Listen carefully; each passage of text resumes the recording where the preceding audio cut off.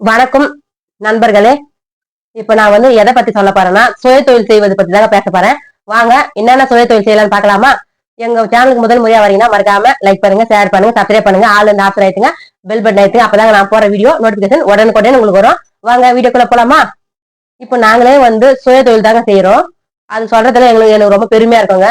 ஏன்னா நம்ம யாருக்கிட்டயும் கை கட்டி வேலை செய்யல. நம்மளே ராஜா நம்மளே மந்திரின்னு சொல்ற மாதிரி நாங்களே ராஜா நாங்களே மந்திரிங்க. உடம்பு சரியில்லைன்னா நம்மளுக்கு லீவு போட்டுருவோம். ஒரு ஃபங்க்ஷனுக்கு போனோம், கல்யாணத்துக்கு போனா லீவ் போட்டுருவோம். நம்ம இதே ஒரு இடத்துல வேலை செஞ்சா அடிக்கடி லீவ் கொடுக்க மாட்டாங்க. அந்த விதத்துல எங்க வேலை எங்களுக்கு ரொம்ப பிடிச்சிருக்கும். செய்யும் தொழில தெய்வம் சொல்றாங்களே, நம்ம எந்த தொழில் செஞ்சாலும் அது தெய்வத்துக்கு சமானமா மதிச்சு வேலை செய்யணுங்க. இப்போ ரொம்ப பேர் பிரஸ்டீஜ் பாக்குறாங்க. ஐயோ இந்த வேலையா, அவங்க என்ன நினைப்பாங்க, இவங்க என்ன நினைப்பாங்க அப்படின்னு சொல்லிட்டு நம்ம எந்த வேலை செஞ்சாலும் நேர்மையான முறையில் செய்யறோமா, கரெக்டா செய்யறோமா, பொய் சொல்லாத வேலை செய்யறோமா அப்படிதான் நம்ம பாக்கணும். அடுத்தவங்க பாப்பாங்களே, எதிர் வீட்டுல பாப்பாங்களே, தோட்ட வீட்டுல பாப்பாங்களே, நம்ம சொந்தக்காரங்க நம்ம கிண்டல் பண்ணுவாங்க நினைச்சா நம்ம வாழவே முடியாது. நம்ம கிட்ட ஒரு 10 ரூபாய் இல்லைன்னா யார்கிட்ட நீங்க கேட்டு பாருங்க, சொந்தக்காரர்கிட்டே கேட்டு பாருங்க, தெரிஞ்சவங்க கிட்ட கேட்டு பாருங்க, யாருமே அவங்க நம்ம கிட்ட முன்னாடியே அவங்க 20 ரூபாய் நீங்க தாங்கன்னு கேட்டுருவாங்க. என்கிட்ட 1 ரூபாய் கூட இல்லைன்னு சொல்லுவாங்க. ஆனா நம்மளுக்கு யாரும் சொல்லி தர மாட்டாங்க. ஆனா நம்ம வேலை ஸ்டார்ட் பண்ண வச்சுக்கா, இந்த வேலையா, இதுவா, ஐயோ இதெல்லாம் ஒரு வேலையா, எங்களையே சொன்னாங்க இதெல்லாம் ஒரு வேலையா, இதெல்லாம் ஒரு வேலையா அப்படின்னு சொல்லிட்டு இந்த வேலை தாங்க எங்களுக்கு 3 வேலை சாப்பாடு போடுது. நாங்க 3 வேலை வேற சாப்பிடறதா, நாங்க தெரு தெருவா இந்த மாதிரி சாலை ஓரம் இந்த மாதிரி வியாபாரம் பண்ணி தாங்க சாப்பிடுறோம். இதுல எங்களுக்கு எந்த ஒரு மன கஷ்டமும் கிடையாது. நான் சந்தோஷமா சொல்லுவாங்க. அது மாதிரி நிறைய பேர் வேலை இல்லைன்னு சொல்றேன், கஷ்டப்படுறீங்களாங்க. உங்களுக்கு சின்ன சின்ன ஐடியா சொல்றேன் பாருங்க. நாங்க ஸ்டார்டிங்ல எங்களுக்கு வேலை இல்லாத இருந்தது. சென்னையில வேலை செஞ்சாரு எங்க வீட்டுக்காரு, கால் அடிபட்டு வந்துட்டாரு. வேலையில வேலைக்கு போவானு சொல்லிட்டேன் சென்னைக்கு. நல்லா ஆயிட்டு பிறகு வானா அப்படின்னு சொல்லிட்டேன். கால் வெளியில 2 வருஷம் அப்படி ராடு எல்லாம் வச்சிருந்தோம் காலுக்கு. அதனால சென்னையே வானான்னு சொல்லிட்டு நம்மளே எல்லாம் தொழில் பண்ண ஆரம்பிக்கலாம் சொல்லிட்டு அதுக்கு முன்னாடி நான் கை தொழில் கத்துன்னு இருந்தேங்க. துணி தைக்க கத்துருந்தேன். குழந்தைங்க 2 பேரும் எங்க பொண்ணு 12 மாசம் குழந்தை, எங்க பையன் எல்கேஜி யூகேஜி படிக்கிறாரு. 2 சின்ன சின்ன குழந்தைங்க வச்சுக்கின்னு டைலர் கிளாஸுக்கு போய் நான் கத்துக்கின்னு வந்தேங்க. அது கத்துனதுனாலதான் எங்க வீட்டுக்கார கால் அடிபடுத்து பாருங்க. 2 வருஷம் சரியா வேலைக்கு போக முடியல. அப்போ நான் யாருகிட்டயும் போய் அண்ணன் கிட்டே கொடுங்க, அப்பா கிட்ட கொடுங்க, மாமியார் கிட்ட காசு கொடுங்க, யாருகிட்டயுமே போய் நாங்க கேட்காத அளவுக்கு எங்களுக்கு சுய தொழில் இருந்ததுனால நாங்க கண்ணியமா வாழ்ந்தோம். அது ஏன் அப்படி சொல்றேன்னா, அம்மா அப்பா கிட்ட கேட்கறதுனால தப்பு சொல்லலைங்க. அவங்க யாரும் கஷ்டம் கொடுக்கூடாது. இப்ப அம்மா அப்பா கிட்ட அம்மா எங்க இந்த காசு, அம்மா அப்பா அந்த காசு, அப்பா எல்லாரும் டார்ச்சர் பண்ணக்கூடாது. அந்த விஷயத்த சொல்றேன். அவங்க நம்ம கேட்காதே கொடுப்பாங்க அம்மா அப்பா. இருந்தாலும் ஒரு அளவுக்கு தான் அவங்களால கொடுக்க முடியும். எல்லாம் அம்மா அப்பா பணக்காரா இருக்க மாட்டாங்கல்ல.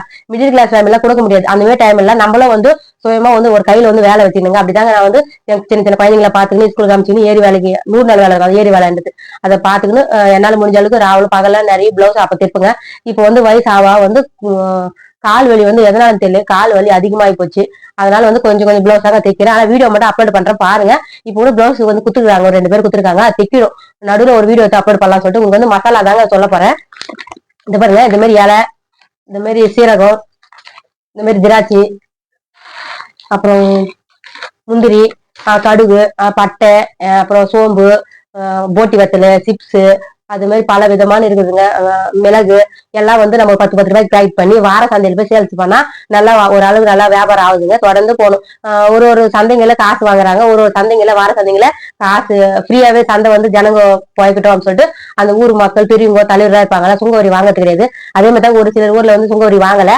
ஒரு ஒரு ஊர்ல சுங்க வரி வாங்குறாங்க, ஆட்டோக்கும் வாங்குறாங்க, கடைக்கும் வாங்குவாங்க. அது நீங்க உங்களுக்கு எந்த பக்கம் வாட்டமா இருக்குதோ நீங்க எல்லாம் போய் வார சந்தையில சேல்ஸ் பண்ணுங்க. இப்ப எல்லா ஊர்லயும் வார சந்தை ஆரம்பிக்கிறாங்க பாருங்க. அதே மாதிரி நான் இது மட்டும் தான் விற்க மாட்டேன், இது மட்டும் தான் சொல்லுவீங்க. பிஸ்கெட் விற்பங்க எங்க வீட்டுக்காரு. சால்ட் பிஸ்கெட் எல்லாம், வெண்ணெய் பிஸ்கெட் எல்லாம் மார்க்கெட்டுங்களை விற்குது. எங்க கடை வச்சுக்கிறாங்களோ அவங்க டைரக்டா போய் ஆர்டர் குடுத்துட்டு வருவாரு. அதுக்கு தேன் மிட்டாய், மிளகா மிட்டாய், எள்ளு உருண்டை, அது மாதிரி 90s கிட்ஸ் மிட்டாய்ங்க எல்லாமே வாங்கிட்டு நம்மளால முடிஞ்சது வீட்டுல டப்பா, சின்னதா டப்பா இருக்கலாங்க, பிளாஸ்டிக் டப்பா வாங்கி அது இருக்குது. அந்த டப்பா வாங்கி 20 ரூபாய்க்கு போட்டு பாக்கெட் பண்ணி விற்போங்க. வார சந்தையில தான் விற்போம். மேக்சிமம் கோவிலுக்கு விற்கிறாங்க நிறைய பேர். நாங்க கோவிலுக்காக போனது இல்லை. ஏன்னா நம்ம இதுக்கு இடம் கிடைக்காது. கோயிலுக்கு நிறைய வியாபாரம் ஆகும். ஆனா நமக்கு இடம் செட் ஆகாது. இடம் சட்டுன்னு கொடுக்க மாட்டாங்க. ஆனா நாங்க வார சந்தையில எங்களுக்குன்னு ஒரு இடம் ரெடி. நாங்க இந்த இடம் தான் நாங்க போறது தொடர்ந்து போட்டுன்னு இருந்தா அந்த இடம் நம்மளுக்குன்னு ஆயிடும். நம்ம அக்கம் பக்கம் வியாபாரம் பண்ற கூட இது பிஸ்கெட் கார இடம், இது மசாலா இடம், இது காய்கறி கார இடம் சொல்லிட்டு கரெக்டா நமக்கு நம்ம இடம் ஒதுக்கி வச்சிருவோம். நம்ம முன்ன பின்ன போடலாம் கூட போன் பண்ணி கேட்பாங்க. நம்ம வரலன்னா நம்ம இடத்துல வேற காய்கறி போட்டுக்கிட்டோமா சொல்லிட்டு அது மாதிரி போட்டுக்கும் சொல்லுவோம். எங்க வீட்டுக்கார சொல்லுவாரு. அதுவே அவங்க வரலன்னா நீ யாராவது பாத்துங்கப்பா சொல்லுவாங்க. ஆனா வந்தா உங்களுக்கு நல்லா இல்ல அப்படின்னு சொல்லிட்டு அப்படி மாத்தி மாத்தி போட்டுப்பாங்க. ஆனா நம்மளுக்குள்ள ஒரு இடம் கரெக்ட் ஆயிடுங்க. நீங்க அது மாதிரி சாலையோட வியாபாரம் பண்றீங்கன்னா அப்படி பண்ணுங்க. அதே மாதிரி தாங்க நானே கூட துணி தைக்க கத்துக்க போக சொல்லும். இந்த வயசுல எல்லாம் கத்துக்க முடியாது. எந்த வயசுங்க அப்பனா 19 வயசு தாங்க இருக்கும்.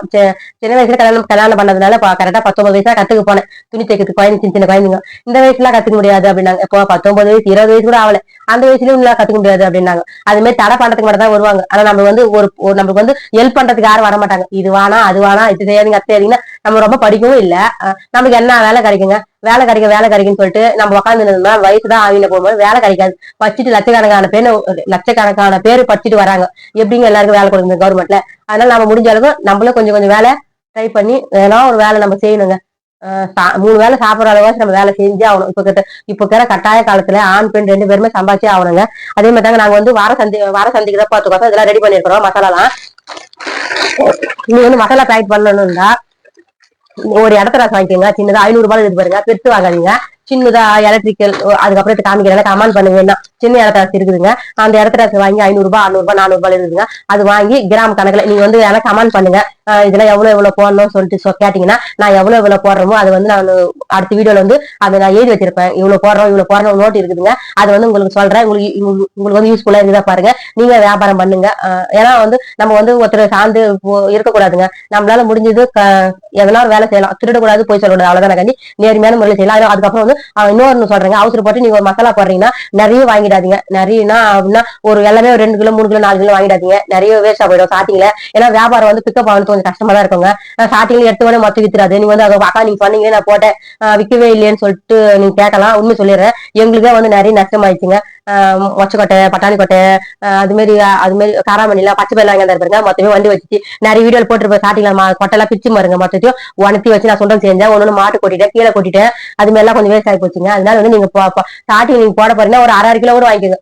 சிறு துளி பெருவாளன்னு சொல்றது அது 1/2 கிலோ வித்து ஆயிட்டு பிறகு மறுபடியும் அந்த காசு வச்சிருந்து மறுபடியும் 1 கிலோ வாங்குங்க, 1.5 கிலோ வாங்குங்க. வாரம் வாரம் வாங்கினா போதும், அதே போதும். நம்ம 10 கிலோ 5 கிலோ வாங்கணும்னு கிடையாது. அந்த அளவுக்கு வியாபாரம் மீடியமா தான் ஓடும். ஒரு 1/2 கிலோ 1/4 கிலோ எல்லா பொருளும் ஓடினாவே அதிகம். ஏன்னா நம்ம 1 கிலோ வாங்கிட்டாவே அதே நம்ம 50 60 பாக்கெட் பண்ண போறோம். அந்த 50 60 பாக்கெட் விற்கிறதுக்கு ஒரு 4 நாள் சந்தைக்கு போனதான் கரெக்டா வித்தாகும். அதனால வந்து நீங்க 1/2 கிலோ வாங்கி சேல்ஸ் பண்ணுங்க. ஸ்டார்டிங்ல நல்லா பிக்கப் ஆச்சுன்னா அடுத்து வந்து அப்பளம் கட்டு இருக்குதுங்க. அப்பளம் கட்டு நல்லா லாபம் வரும். அப்பளம் கட்டு வாங்கிக்கோங்க. அப்பளம் கட்டு வாங்கிக்கிறாருன்னு பாக்குறேன், வாங்கிக்கிறாருங்க. இது பாருங்க, இந்த அப்பளம் கட்டு வந்து 20 ரூபாய் விற்கணுங்க. நல்லா பரவாயில்லைங்க, பெருசா இருக்குது அப்பளம் கட்டு. இந்த அப்பளம் கட்டு வாங்கினா உங்களுக்கு நல்லா லாபம் வருங்க. அப்பளம் கட்டு வாங்கிக்கோங்க. அப்புறம் மர்க்குனி அது அது கூட நிறைய பேர் கேக்குறாங்க. அதுக்கப்புறம் சேமியா கேட்பாங்க அடிக்கடி என்கிட்ட. ஆப்பிள் சேமியா சொல்லிட்டு 10 ரூபாய் தாங்க. நம்மளுக்கு லாபம் ரொம்ப வராதுங்க.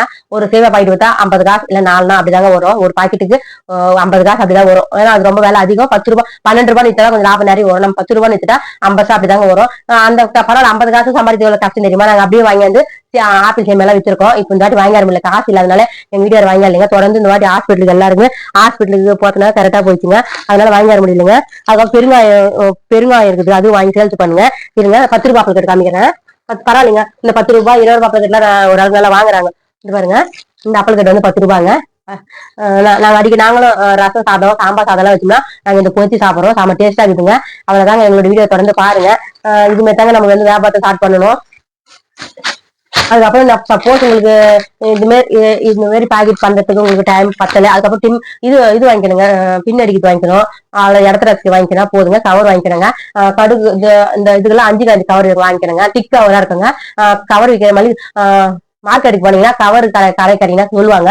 அங்க போயிட்டு வந்து 5 திக்கான கவர் கேட்டீங்கன்னா கொடுப்பாங்க. நம்ம வந்து பாருங்க 3 பின் வச்சுக்கிறாரு பாருங்க, கீழே எல்லாம் கொட்டாது.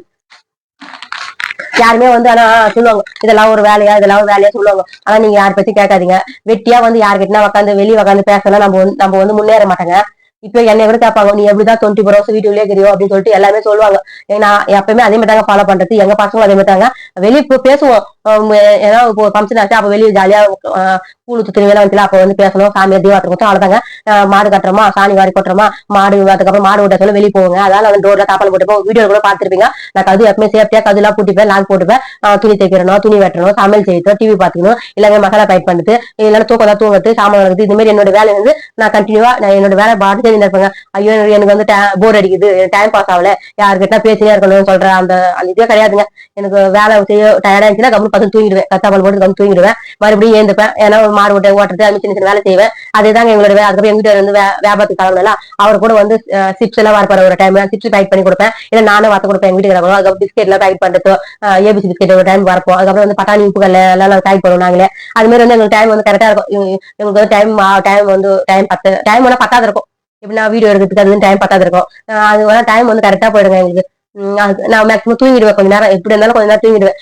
பகலெல்லாம் கொஞ்சம் கொஞ்சம் வேலை செய்யறேன், ஆனா நான் வந்து ஸ்லோவா தாங்க வேலை செய்வேன். அதுவும் சொல்லிடுறேங்க, நான் வந்து ரொம்பலாம் பாடு போடுறவோ ரொம்ப வேலை செய்யறதும் கிடையாதுங்க. மீடியமா தாங்க வேலை செய்வேன்.